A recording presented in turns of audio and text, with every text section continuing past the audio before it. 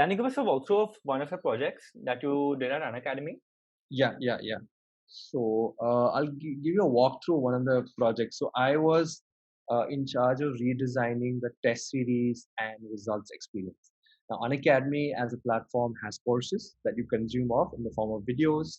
And how do we test that learning that you take from those courses and those platforms in the form of tests and giving you a results experience?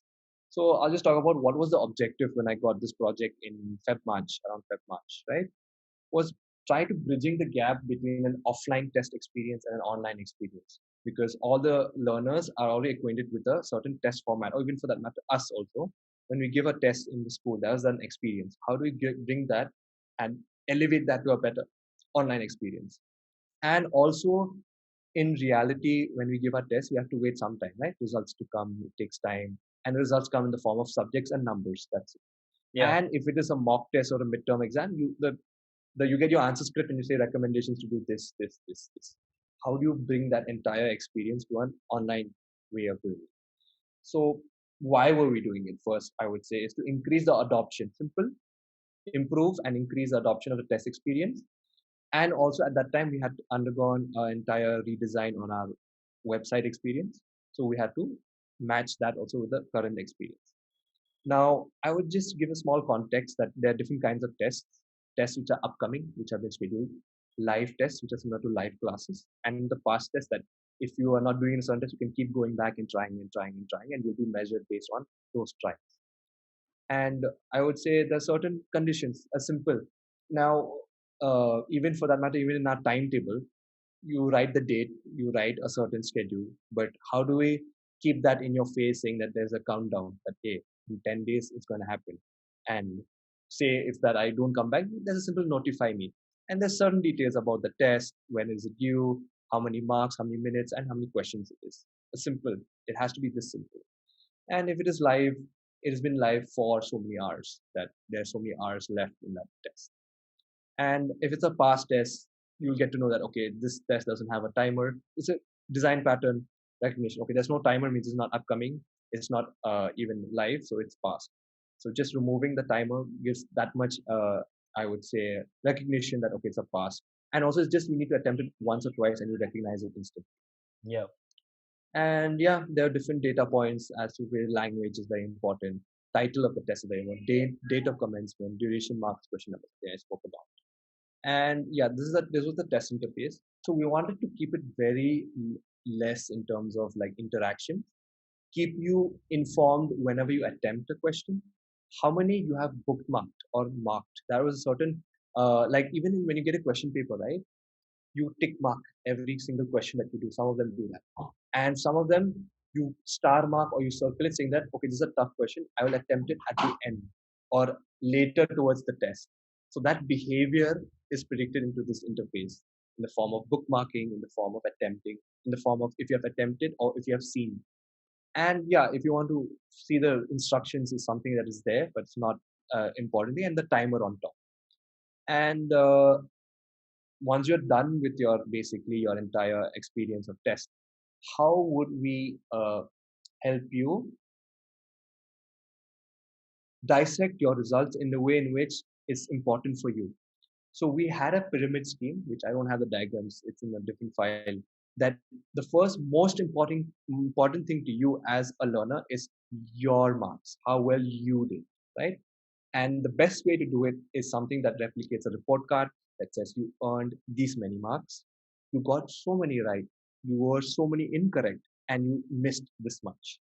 These are the four main metrics in which you can measure yourself, whether you're improving or you're doing worse.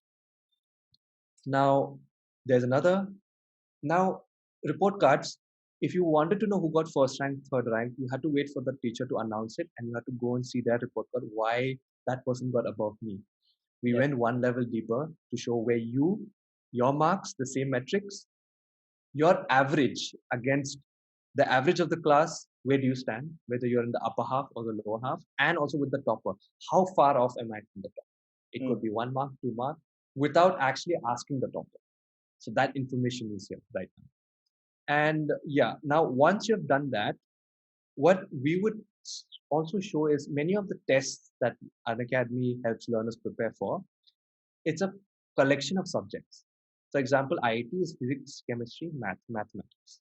Now, even in that matter, we went one level deeper that in physics, right? Or in all the correct answers you got, physics, chemistry, maths, which one did you get the most correct? Which one you got the least correct? Which one you got very barely correct? That will help you know and dissect that. Okay, physics I get a lot of them correct. I don't have to stress on it. Chemistry I'm getting a lot wrong, so I have to stress in chemistry. Okay, I've spent too much time in physics, even though I have got a lot of marks. This will help the educator when they're educating, help you strategize your learning experience, because learning is not just a case of consuming. You have to plan that. Okay, per question 4 minutes, per question 3 minutes, whether I get it right, incorrect, or I don't answer it, I have to spend 4 minutes, then only I'll complete. So it's an overall learning experience and improvement experience. And yes, we went again another level deep. How would we know topic wise how many marks you got, how many scores you got? This is something which is good to have, that if the learner wants to go, it is there, but typically they don't do it. They want to improve themselves. But it's a good thing to have, like even for that matter, even in mathematics, like algebra, integers, differentiation, those topics will all be listed and you'll know, okay, I didn't try probability. So probability will be zero, so I already know.